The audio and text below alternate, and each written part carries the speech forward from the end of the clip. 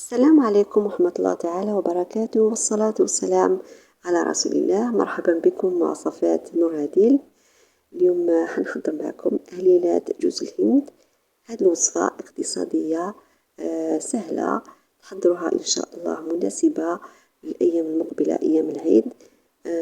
إن شاء الله تنال إعجابكم. تفضلوا معايا شوفوا طريقة التحضير. في ريسيبيون نحط 125 غرام زبدة طرية، نزيد نضيف 2 ملاعق كبار زيت،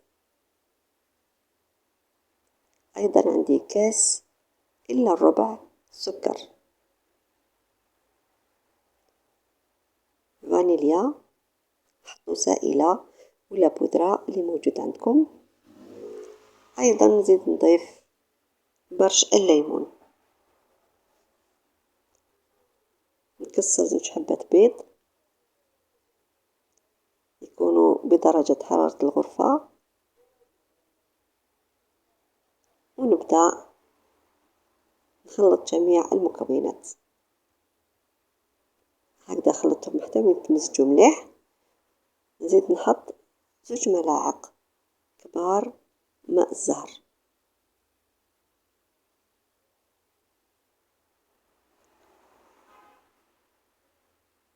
أنا في هذه المرحلة نبدأ نحط الفارينة بكمية قليلة،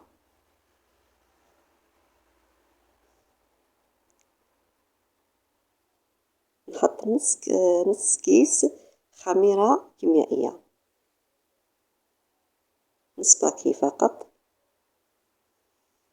نكمل نحط الفارينة غير بالعقل، ونبدأ نشوف. هنا في هذه المرحلة راح نستعمل يدي أفضل.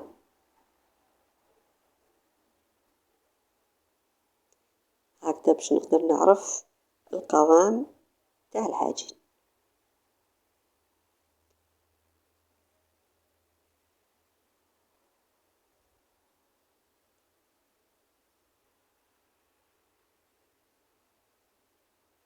نبدأ نقعد نحط هكذا الفارينة حتى وين نلم العجينة.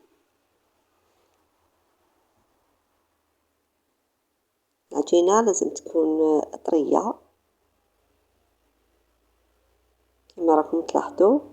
شوفوا كيفاش طرية وما تلصقش في اليد. نغطيها بكيس بلاستيكي ونروح نحضر الحشو. عندي كمية من نوى كوكو، خيره يكون من النوعية الجيدة، يعني يكون جديد فيه ريحة طيبة. نبدأ نحطله معجون مشماش غير بالعقل، يعني هذا هو الحشو تاعنا، نوى كوكو بالمشماش، يعني حتى يولي عندكم خليط متماسك. حطوه غير بشوية المعجون وخلطوه بهذه الطريقة حتى تحصلوا على هذا القوام. بهذه الطريقة نروح للعجين، نشكل كريات متساوية في الحجم، تحبوها تكون كبيرة ولا صغيرة على حساب واش راكم حابين نتوما الحبة تاع الكاطو، تحبوها كبيرة ولا صغيرة. نكور كامل العجين اللي عندي هكذا، ومن بعد نغطيه بكيس بلاستيكي. هنا نبدأ نشكل الحبات تاع الكاطو على شكل هليلات. نحكم هذيك الكرية كيما راكم شفتوا، حليتها بالطول هكا، حليتها في الوسط، دخلت الحشو، نغلقها مليح من الفوق هكذا، ونبدأ ندور ونضغط على الجوانب هكذا باش يتشكل لي شكل الهلال.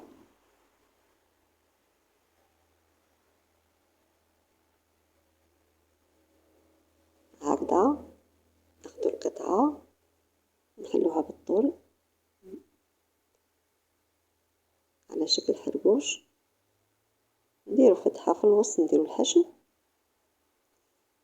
نحاولوا اننا نغلقوا مليح العجين، نضغطوا مليح هكذا باش ما يخرجش الحشو. هكذا ندور ونضغط على الحواف باش نشكل شكل الهليلات بهذه الطريقة. كمل كامل الحبات اللي عندي أنا. كنت دهنت سنيوة بالزيت ودرت لها فرينة وستفتهم هكذا، ندخلهم الفرن على 180 درجة يطيبوا مدة 15 دقيقة. كما راكم تلاحظوا بعد ما طابوا، هذا هو طابوا بهذه الطريقة، يعني شكلهم شباب ذهبي، طابوا مليح. بعد ما برد الكاطو نحكم الحبة، نمسح عليه هكا بالمعجون المشماش بهذه الطريقة، نمسح عليها مليح هكذا بالبنسو. عندي كمية من جوز الهند، نوع كوكو، نرمدها فيه هكذا بهذه الطريقة. والهليلات تاع جوز الهند راهم جاهزين. ها هي الوصفة تاعي جاهزة بعد ما كملت كامل الحبات. وصفة سهلة وبسيطة مناسبة لهذه الأيام، أيام العيد الأضحى. إن شاء الله ينعاد علينا بالصحة والهنا. أتمنى تكون نالت إعجابكم هذه الوصفة، ونقول لكم إلى اللقاء مع وصفة جديدة، في أمان الله.